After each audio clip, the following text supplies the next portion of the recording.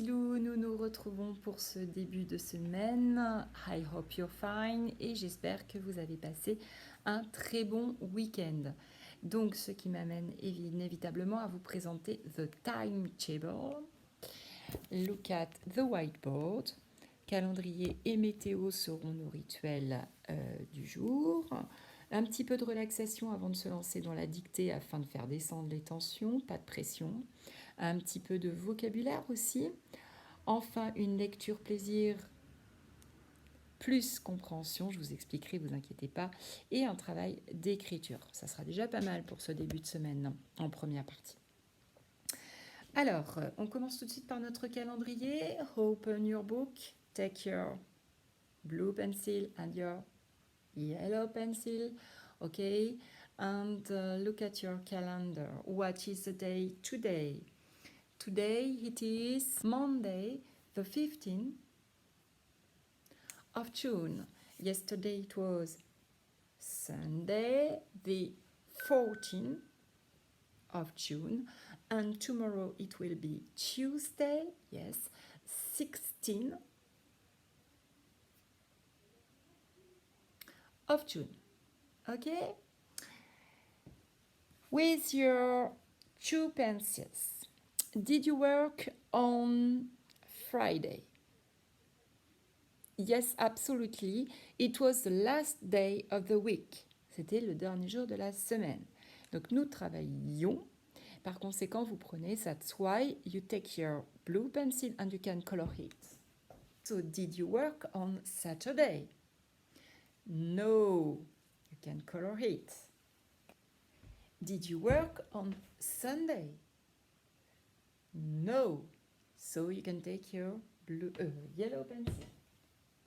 And you don't color the day today because the day starts now.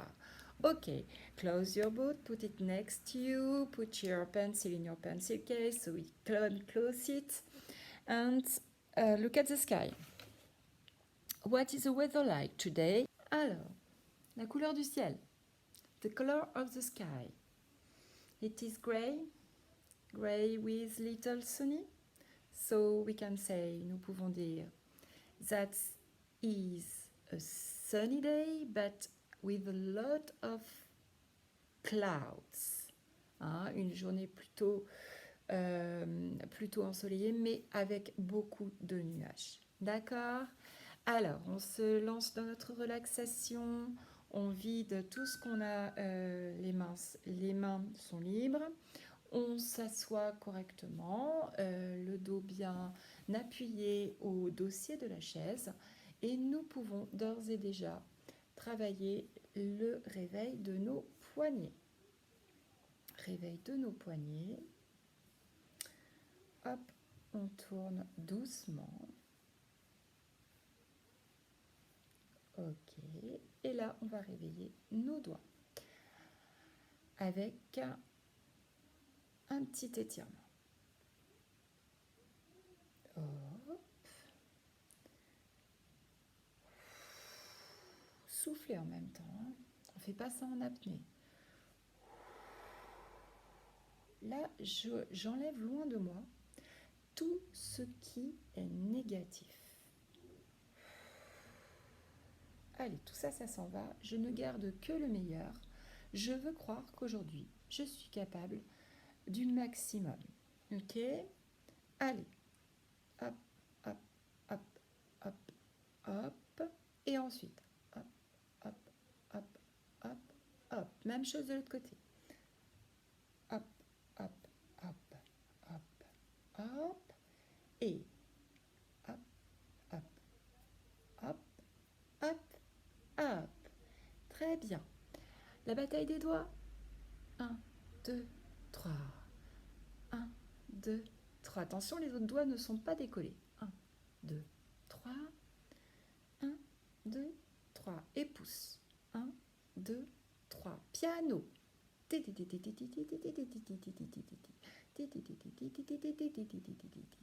Ok.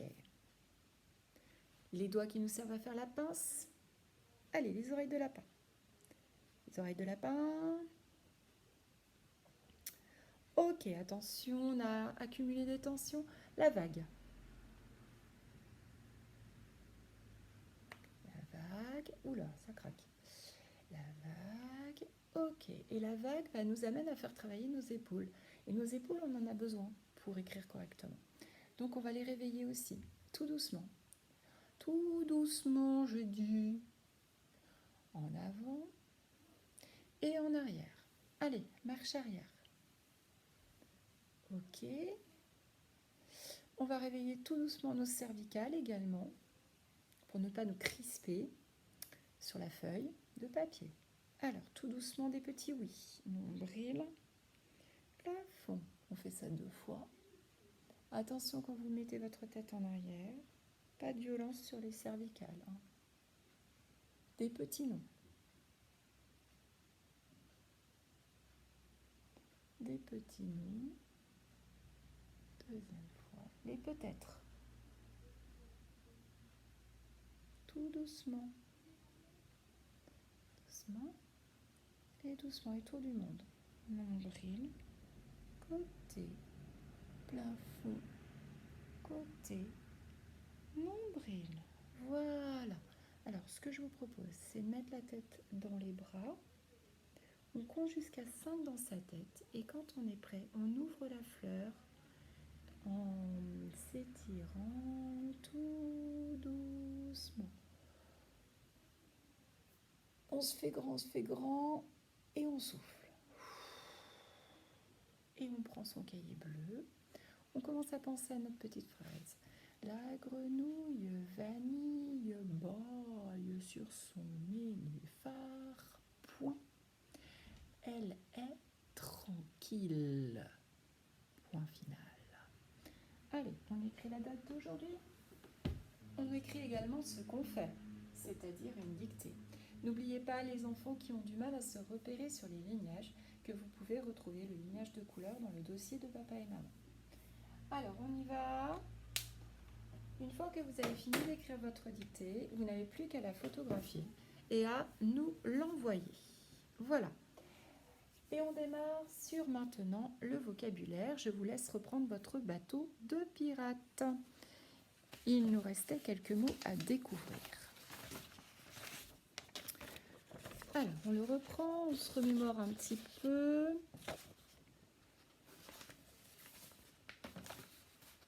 Tom au bijou, est-ce que tu peux me dire un petit peu ce que c'est que ces espèces de grandes toiles?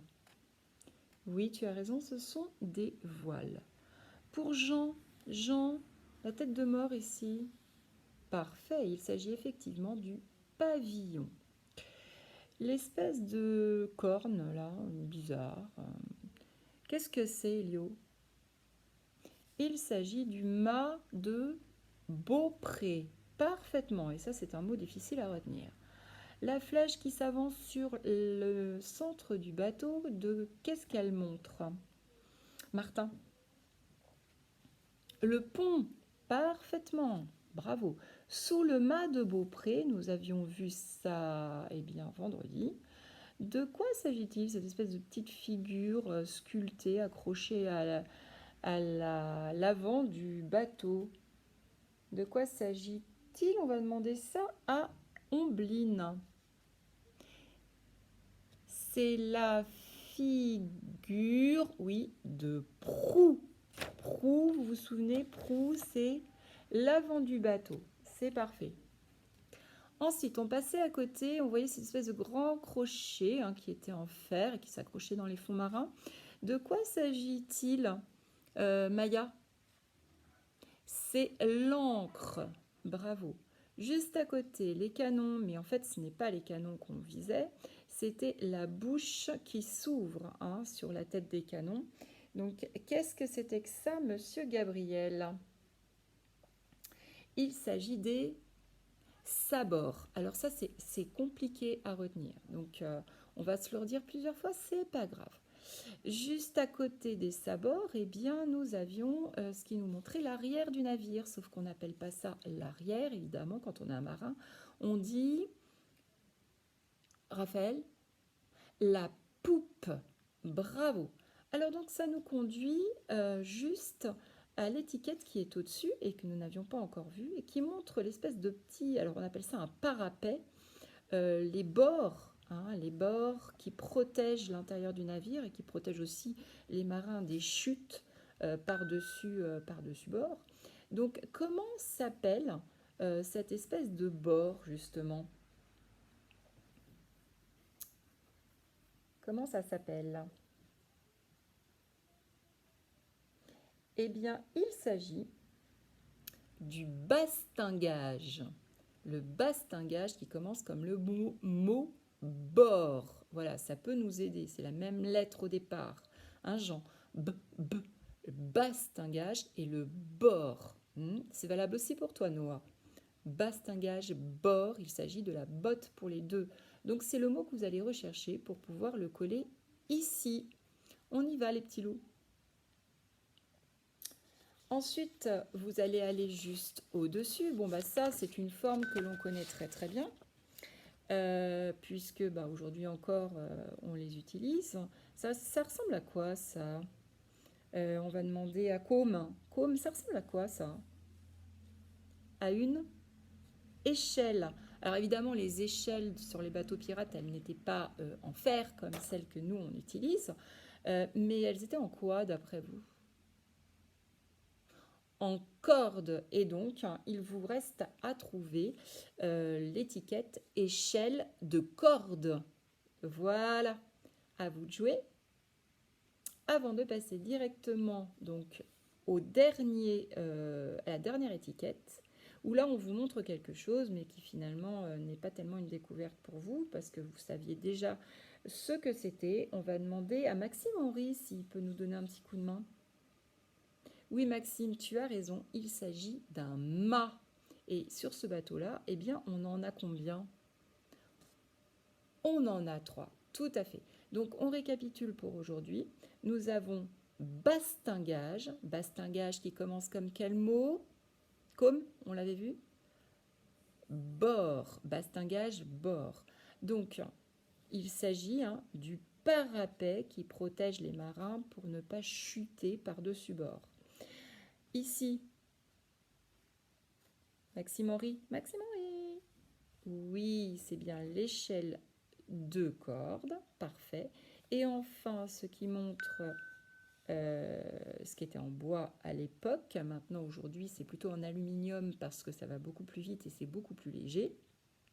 Corentin, tiens, qu'est-ce que c'est ça? C'est un mât, c'est parfait. Alors maintenant, ce que je vous propose, qui n'a rien à voir avec le monde des pirates, donc ça, vous pouvez le ranger dans votre fichier de lecture, vous savez, dans votre lutin de lecture, puisque ça fait partie de la collection des mots de vocabulaire concernant le thème des pirates. Eh bien, avant de replonger dans ce monde des pirates avec une lecture surprise, une lecture plaisir, je vous propose de travailler très très brièvement sur une exception. Une exception, parce que vous savez que notre langue française, elle est très belle, mais elle est très dure, je vous l'ai déjà dit. Et le Y, vous savez, le Y du début de la semaine, là, celui qui entre deux voyelles, fait I, vous savez? Ouais, ça y est, vous y êtes. Eh bien, il y a un mot qui est une exception. Voilà, et je voulais vous le faire découvrir tout de suite. Alors, c'est effectivement le mot pays. Alors, bizarre en fait ce mot, parce que vous voyez que le Y n'est pas entre deux voyelles. Le A est bien une voyelle, mais le S, lui, eh ben, est une consonne, on est d'accord. Normalement, il devrait faire quel son du coup? Nathan, il devrait faire I par là. Bon, ben non, ben, il fait I tout court. Il s'agit d'une des nombreuses exceptions de notre langue, puisque on a appris, comme le mot rayon par exemple, que ici, c'est comme si le Y était deux fois le son I. Paix, I. D'accord? Et du coup, ce que je vais te demander, pour essayer justement de rattacher plus ou moins adroitement notre petite leçon de vocabulaire là, à notre thème des pirates, donc pays, les marins voyageaient beaucoup, et du coup, j'aimerais que très vite, tu récupères dans le fichier de papa et maman un tout petit texte où il y a des trous il va falloir remplacer les trous en utilisant cette racine de mot, c'est-à-dire le mot pays. Le mot pays doit rester entier, mais parfois on peut rajouter des petites choses au mot pays pour que ça devienne un autre mot. D'accord? Ça commence à te parler un petit peu? Alors on va faire ça ensemble. Alors voici ce que tu peux lire sur cette la première phrase. Je te rappelle que le but c'est de récupérer ce mot-là, on utilise ce mot-là pour en créer un autre. D'accord? La racine reste la même. Alors, on y va, Tom Le Prel. On y va, Tom Le Prel, courage mon grand. Allez, alors, ça, oui, Ron. Oui, ça c'est un prénom de la classe. Aaron. Allez, Tom. Très bien. Dore. Super. Attention. Un petit coup de main. Aaron adore voyager. Et, tu vois toujours, découvrir de nouveau. De nouveau quoi? Je suis sûre qu'il y a plein de papas et mamans qui ont déjà la bonne réponse. Aaron adore voyager et découvrir de nouveaux... Alors ça ne peut pas être pays, parce qu'en fait, pays, c'est le mot qui sert à en créer un autre. À découvrir de nouveaux paysages. Bravo, Tom. Alors, paysage, du coup, pays, on l'écrit pareil. Tu vois, on utilise la racine de ce mot-là, pays, et on rajoute je. Et comme il y en a plusieurs, de nouveaux paysages. Voici ce qu'il faut écrire. Et on prend la deuxième phrase ensemble. Je me rends compte que tu ne la vois pas en entier. Voilà. Alors, on va la lire ensemble, Jade. Tiens. Alors, c'est pareil. Hein, même chose. Ça va t'aider. Voyager sur. Attention, d'autres. Parfait. Le S, c'est une lettre muette. Voyager sur d'autres.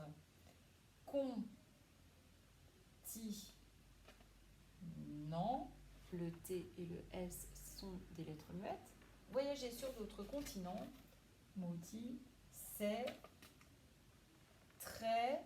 Alors, il faut utiliser le mot pays. C'est très... Quand on change d'horizon, on dit que c'est très... Isandre. Des paysans. Très bien. Alors, on change de paysage. Des... Donc là, on retrouve la racine de notre mot.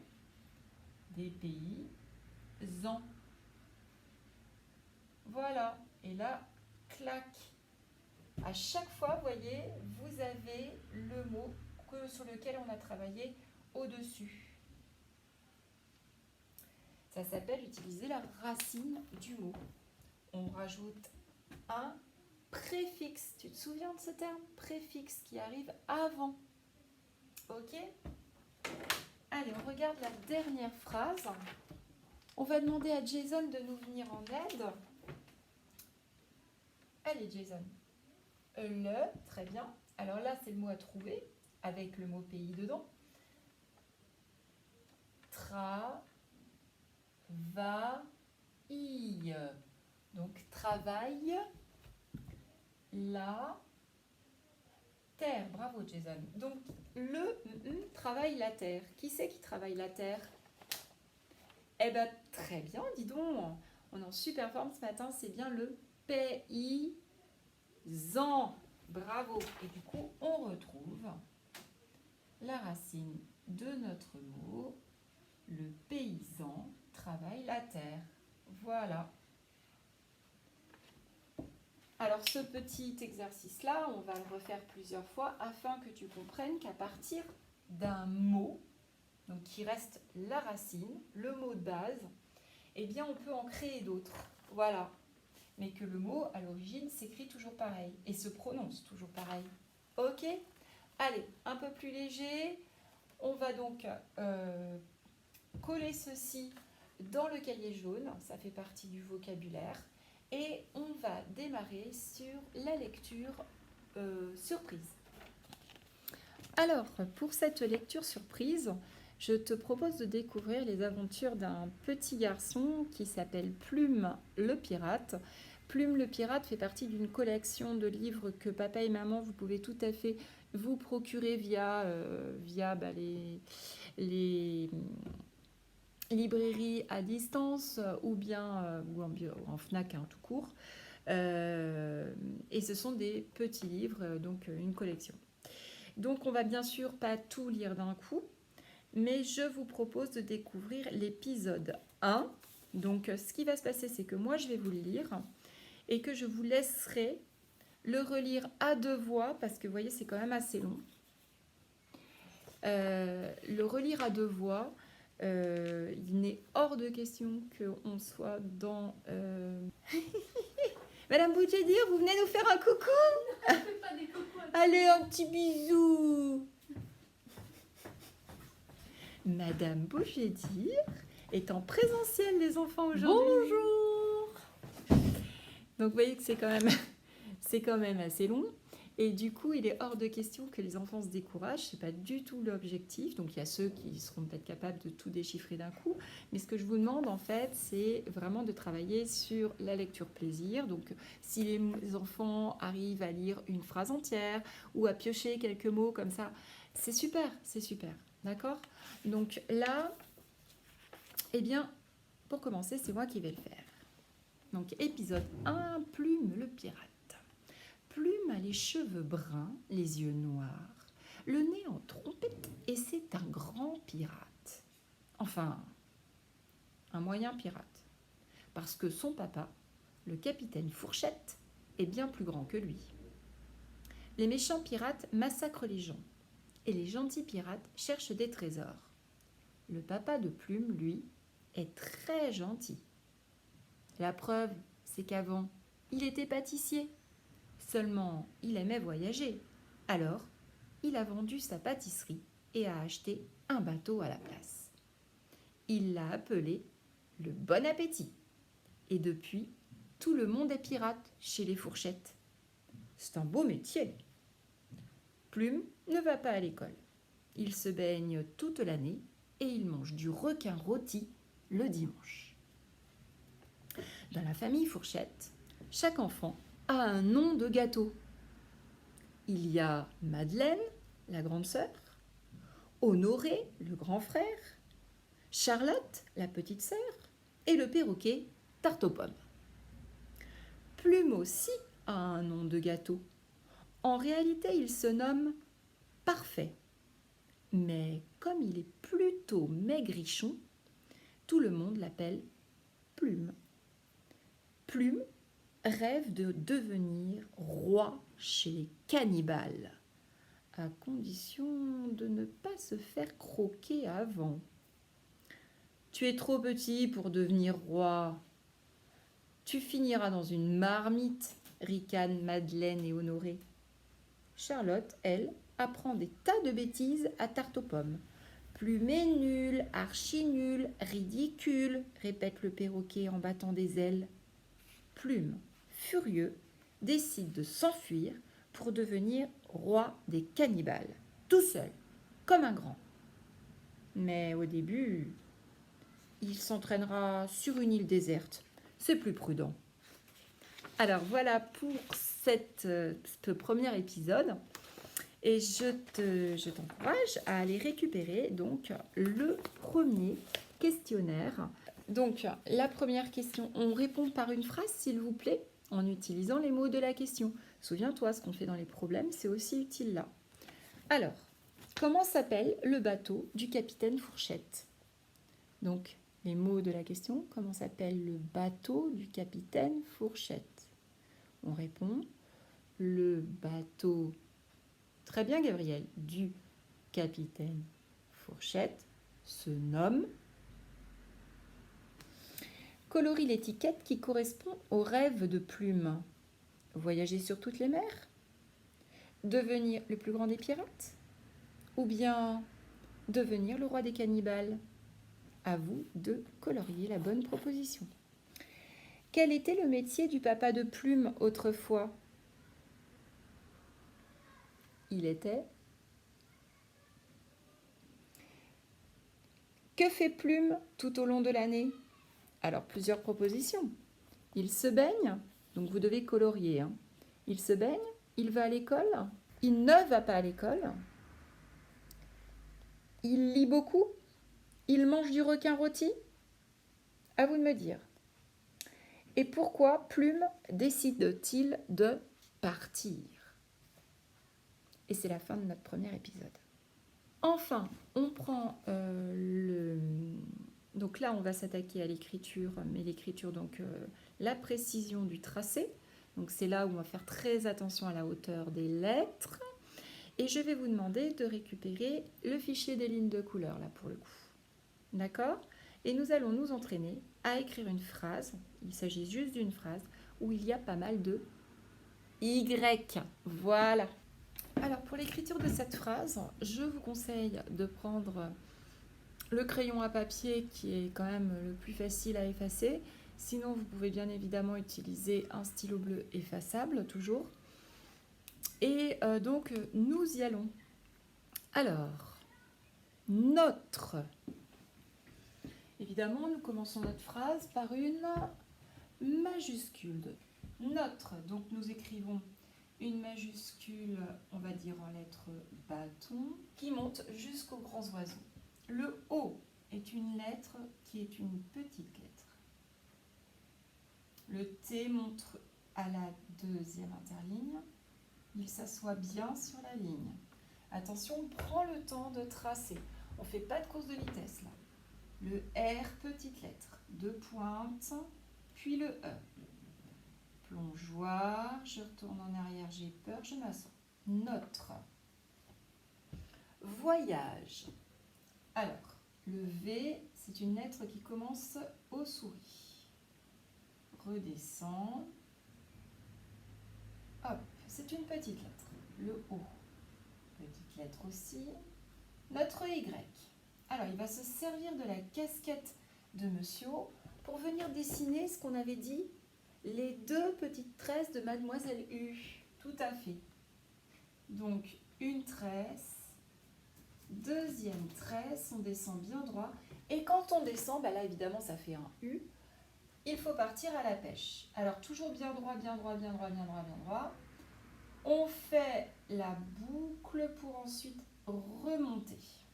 Et là, ça fait la canne, ça fait le petit bras pour prendre Monsieur A. Donc, Monsieur A, avec sa canne, le G, allez, le même mouvement que Monsieur A.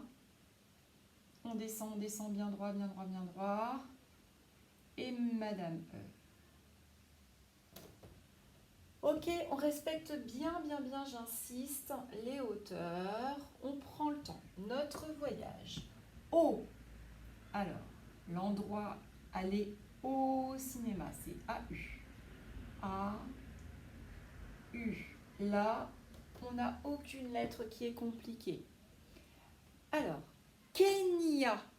Kenya, c'est le nom d'un pays en Afrique.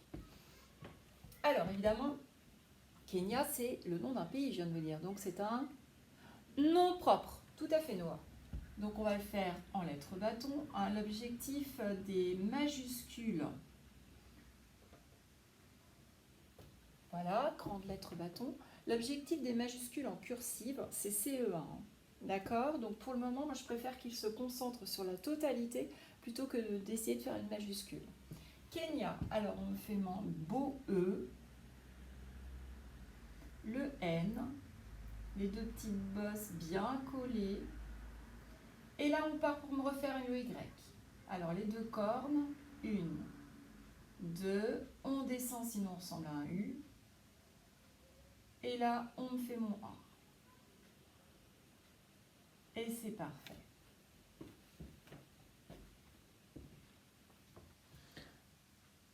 Donc, notre voyage au Kenya est... Alors, moi, je vais en dessous parce que j'ai pas de place, mais j'écris toujours sur la ligne de la Terre, donc la ligne noire ou marron. Est... Donc ça, vous savez que ce sont des petites lettres. Et puis le T, deuxième intervalle. Est incroyable. Le 1, c'est IN. IN qui sont des petites lettres. Attention, je colle bien. Je regarde si vous voyez en même temps. Le C, petite lettre. Le R, petite lettre. Le O, petite lettre. Attention, on arrive à notre Y.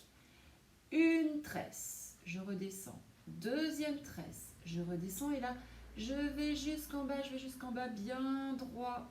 Je remonte pour faire le A. Allez, on s'accroche. C'est bon, Jean, tu vas y arriver. Incroyable.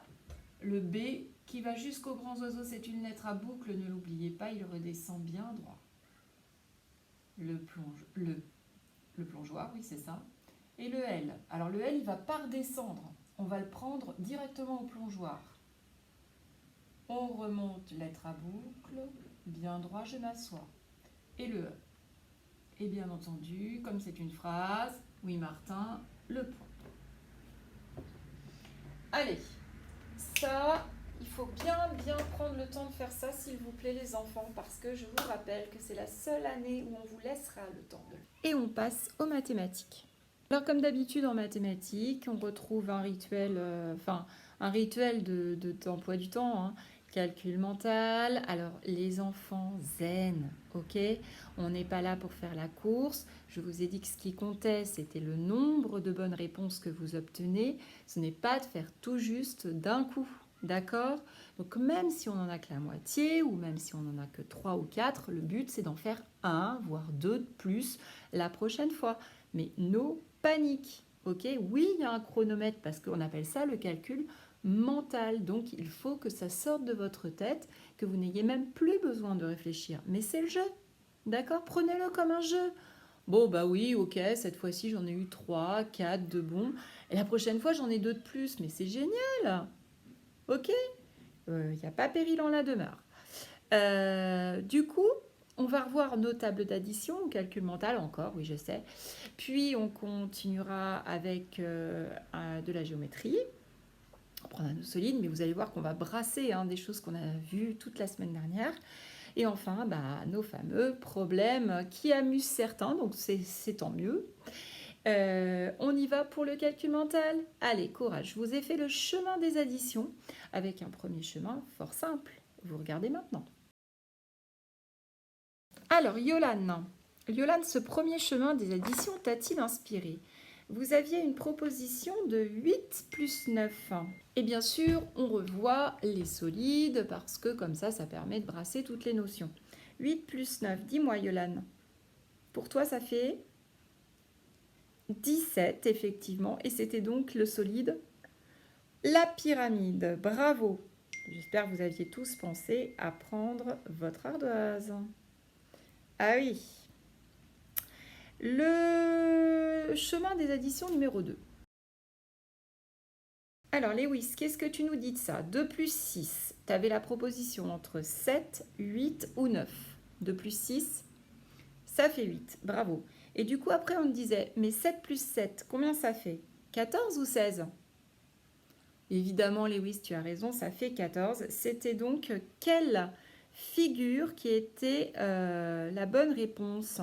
C'était la pyramide. Bravo! On enchaîne sur le troisième chemin des additions. Maxime Santos. Ah ben oui, je t'ai pas oublié. Alors 9 plus 9, Maxime, 16 ou 18? 18, évidemment, bravo. Ensuite, on enchaînait avec 5 plus 8. Alors, tu avais la proposition entre 13 ou 14. 5 plus 8, 13, bravo. Et du coup, 7 plus 4, ça fait 10 ou bien 11? C'était 11, bravo, puisque 7 plus 3, ça fait 10, donc plus 1, ça fait 11. Et il s'agissait de quel solide? Du cube, bravo, tu avais tout trouvé, c'est génial. Alors du coup, Eh bien, je vous laisse enchaîner sur notre traditionnel « Je m'entraîne » avec les lettres à écrire. Et on commence les additions tout de suite après. Allez, vous êtes prêts mes petits bouts? C'est parti, on se concentre. Je vous rappelle que le but, c'est de pouvoir mettre un nombre supérieur à celui qui était dans le dernier entraînement. On refait son cercle pour, après la correction, écrire le nombre de bonnes réponses. Allez, c'est parti. Allez, on se concentre. Petit A, 7 plus 8. Petit B, 4 plus 10. Et c'est pas grave, si on ne sait pas, on passe à celui d'après. Ne panique pas. Soufflez. Petit C, 5 plus 6.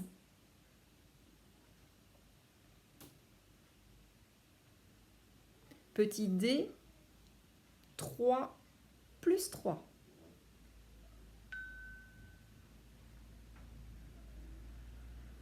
Petit E, 9 plus 4.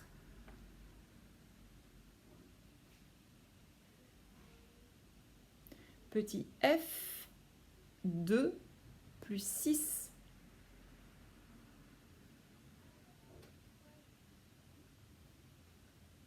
Petit G, 10 plus 5.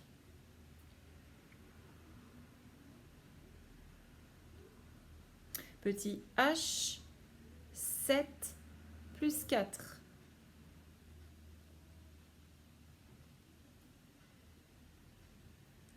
Petit I, 3 plus 5.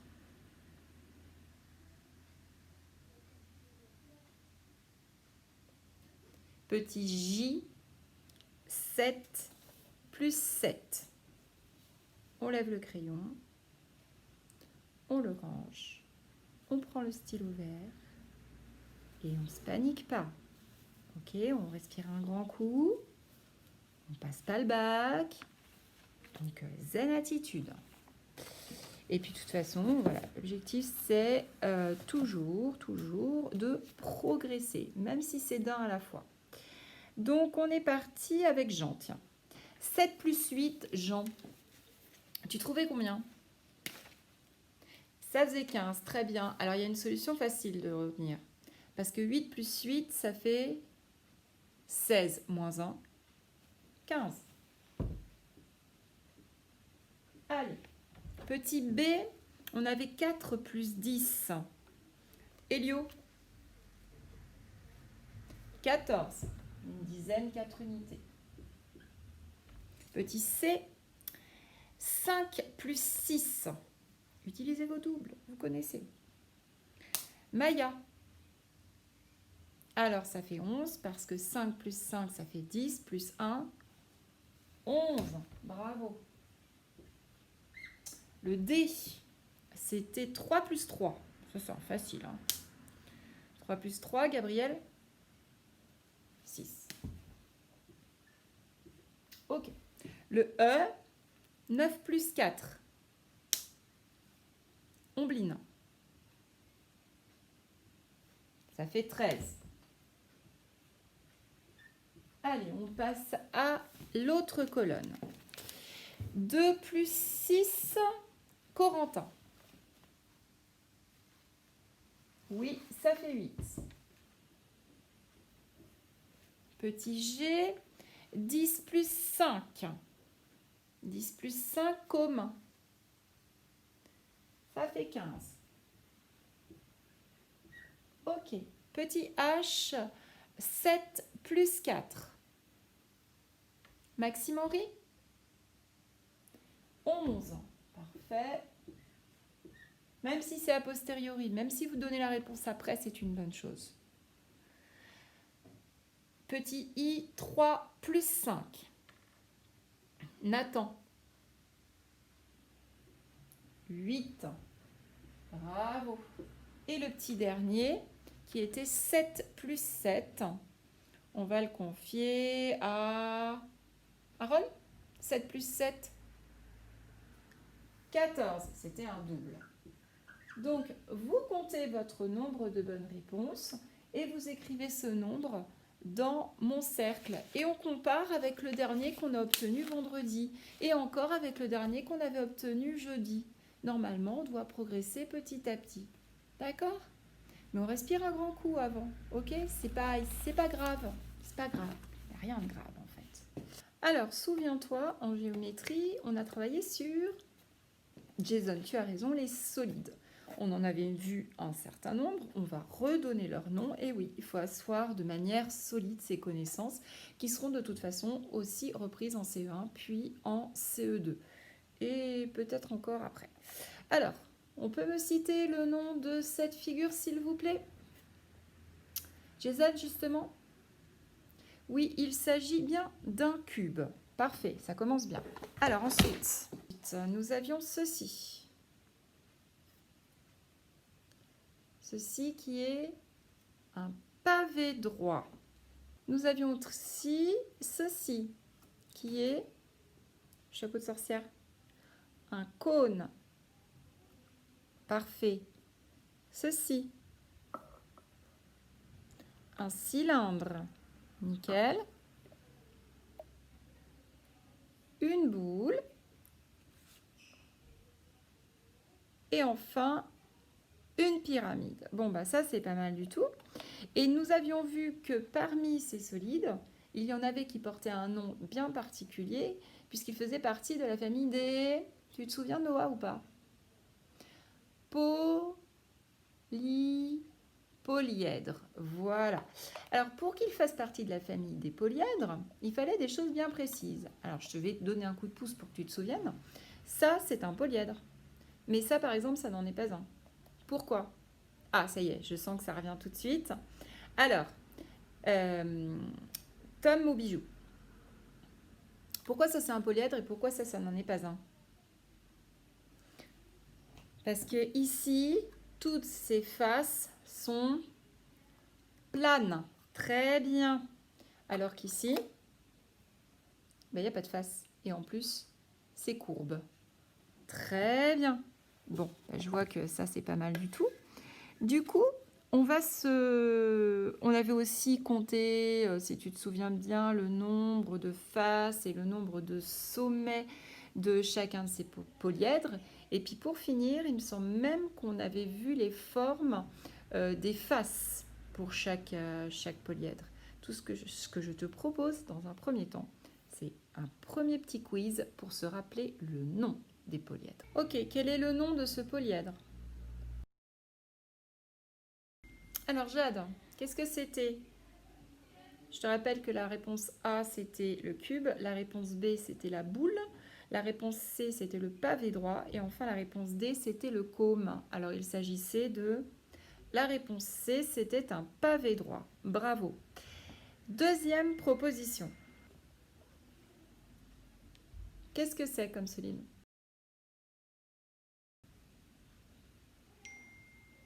Allez Yolande, qu'est-ce que c'est comme solide? Je te rappelle donc les propositions. Le A, le cube, le B, la boule, le C, le pavé droit et le D, le cône. Oui, effectivement, il s'agit bien de la réponse B. C'était une boule. Bravo. Je te présente ce solide. Alors Jean, réponse A, c'était un cube. Réponse B, c'était une boule. Réponse C, c'était un pavé droit. Réponse D, c'était un cône.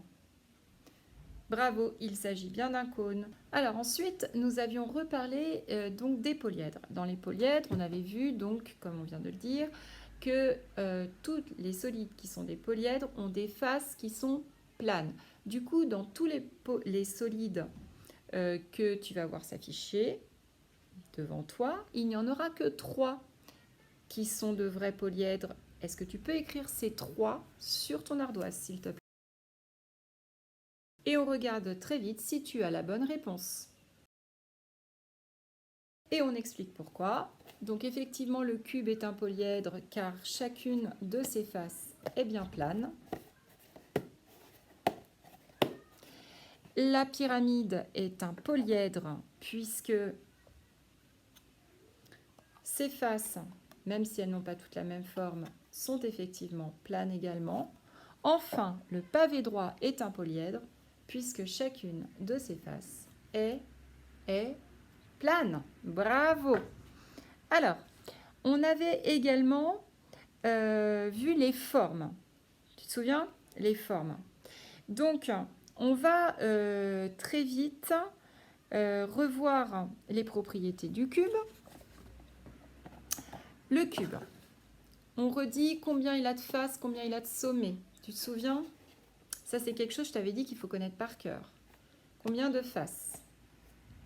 Tom Leprel. Il en a 6.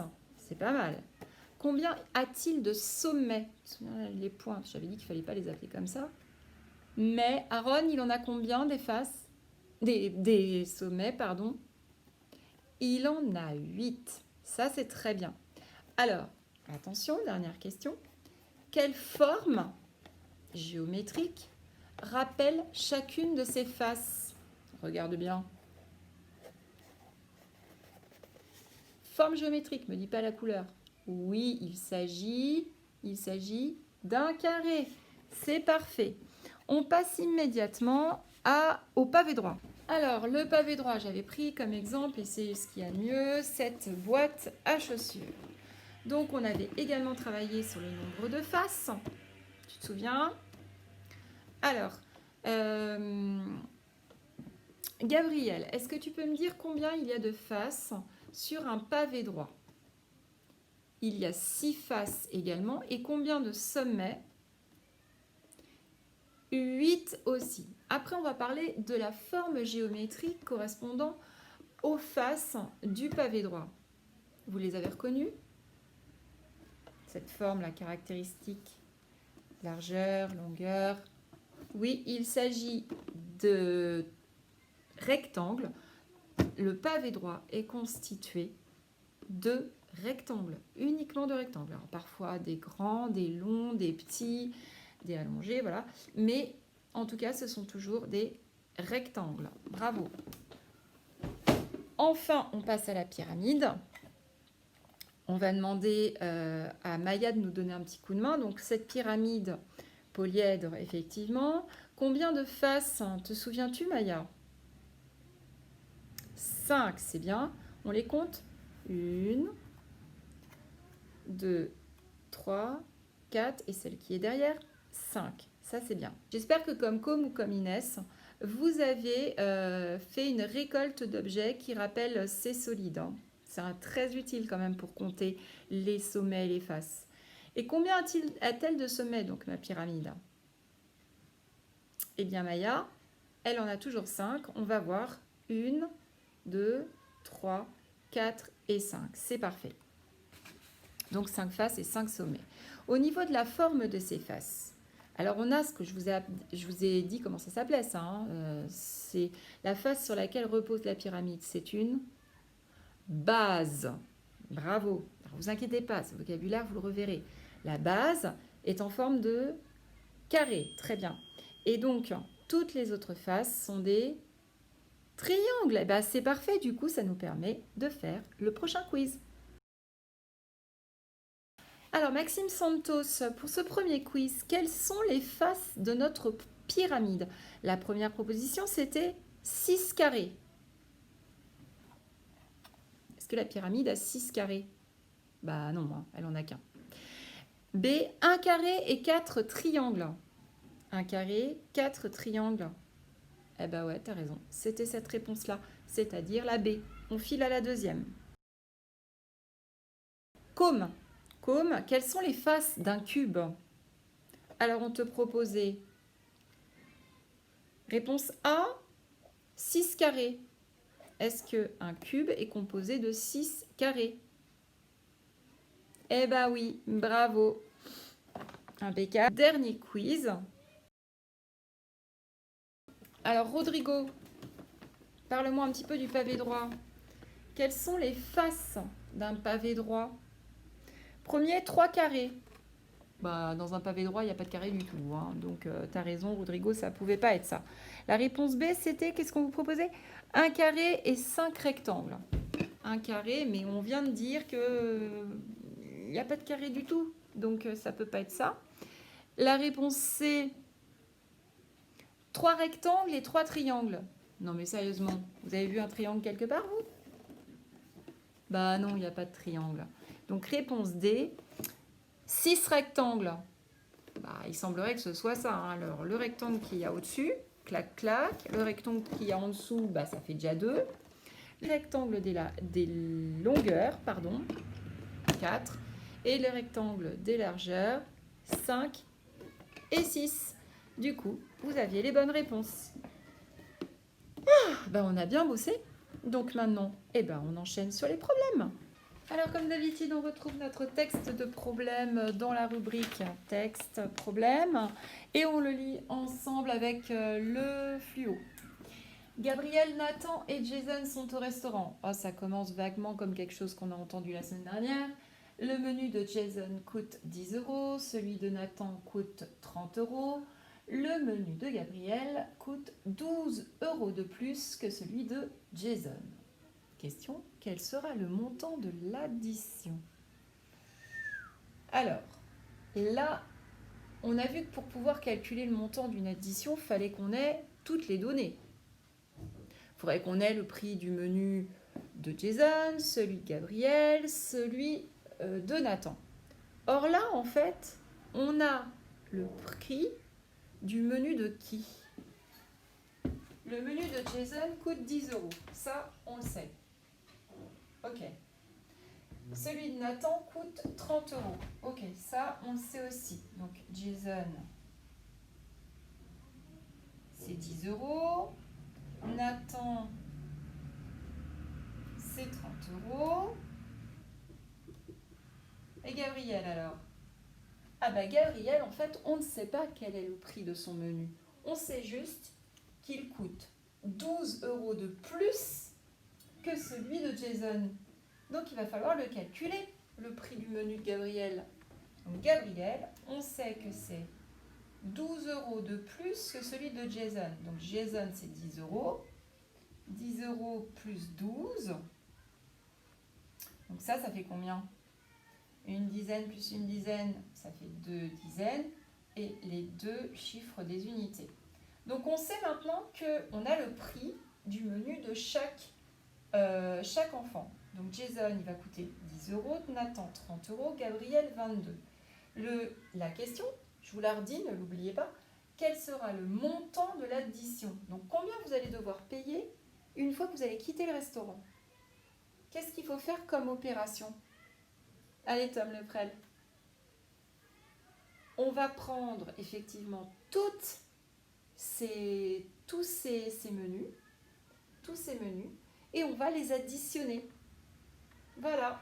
Donc, les 10 € de Jason, plus les 30 € de Nathan, plus les 22 € de Gabriel. Donc là, ce qu'on peut faire, 10 plus 30, ce sont des chefs de famille, on sait faire. Une dizaine plus 3 dizaines, ça fait 40. Très bien.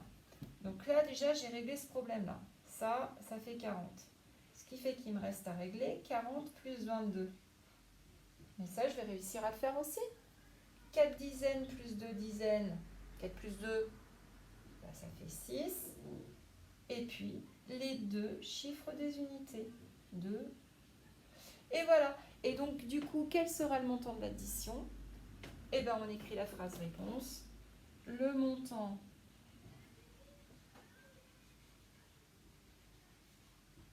de l'addition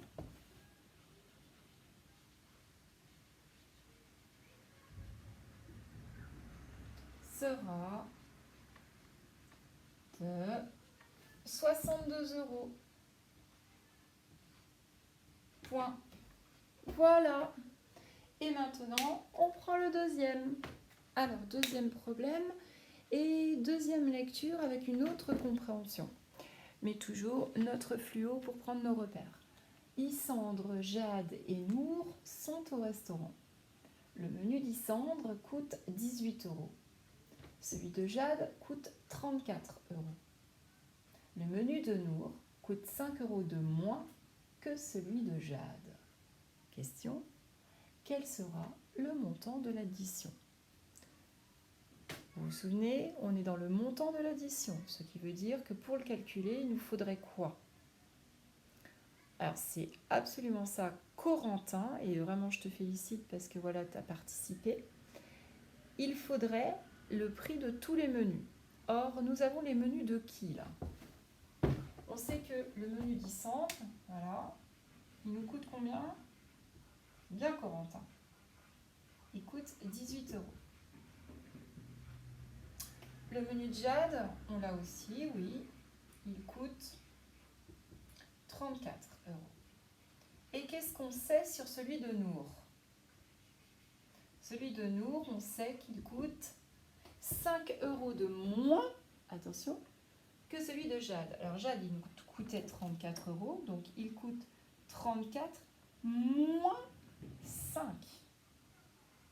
D'accord? Alors comment faire? Parce que ça, on ne sait pas le faire. Allez, on trace une ligne, hop, à la fin de laquelle on met 34, à côté, crayon papier. Puis on sait que ce qui se rapproche le plus de 34 en dizaines, c'est 30.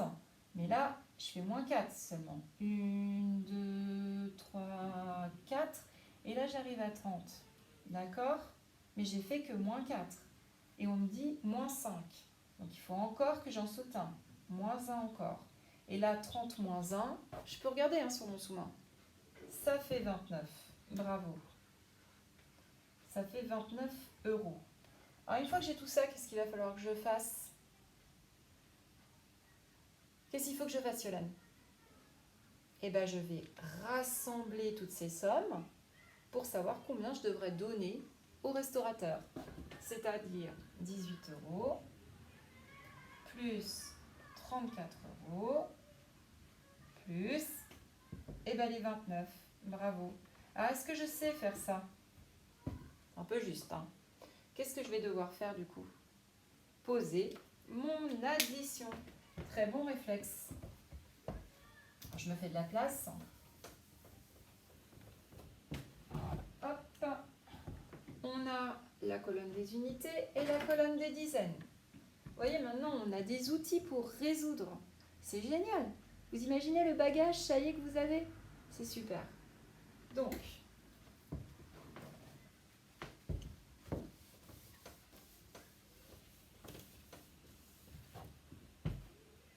les unités,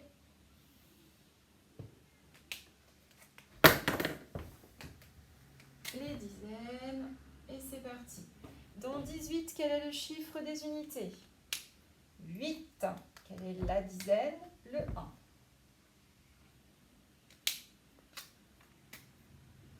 Ok, le premier c'est fait. Je rencontre plus, je le décale. C'est pas la même chose que les dizaines. Dans 34, qui est le chiffre des unités? Le 4. Et la dizaine? Le 3. Parfait. De nouveau, je rencontre un plus que je mets sur le côté. Ce n'est toujours pas une dizaine, il ne doit pas rentrer dans la colonne des dizaines. 29, le chiffre des unités. Le 9, le chiffre de la dizaine. Le 2, parfait. Là, aimant égal, bien sous la colonne des signes, j'insiste.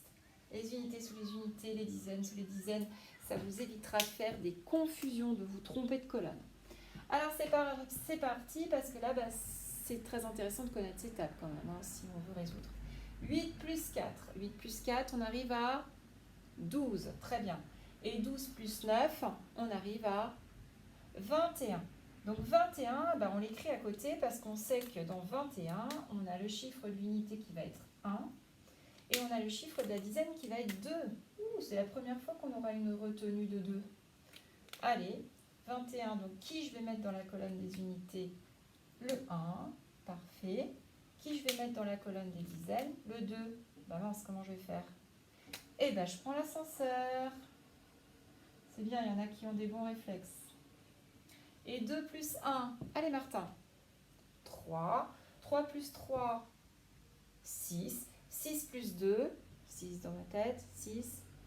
Ça fait 8. Comment est-ce que vous lisez ce nombre, s'il vous plaît? 81. Donc, la réponse à la question, c'est le montant de l'addition sera... Vous voyez, il suffit juste de recopier. On n'invente rien du tout. Le montant de l'addition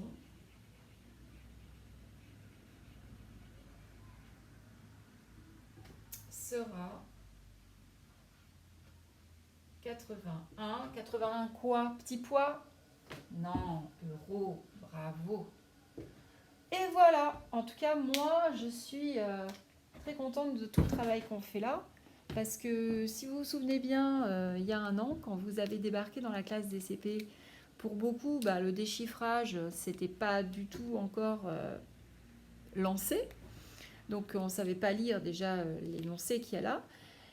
Ensuite, le comprendre, ça restait quand même un peu compliqué. Et surtout, là, les techniques opératoires pour résoudre, on mobilise, on prend, on va chercher ce qu'on connaît. Ah oui, ça me rappelle les additions. Ah oui, mais j'ai appris à les faire en arbre. Et puis j'ai appris à les faire en colonne. Ah ça, je connais. Donc j'ai tous les outils pour réussir. Et après, il faut que je me fasse confiance. D'accord? Et tout le monde va y arriver. Il n'y a aucune raison. Vous êtes tous intelligents. Vous avez tous tout ce qu'il faut pour réussir. Je vous embrasse et je vous dis à demain.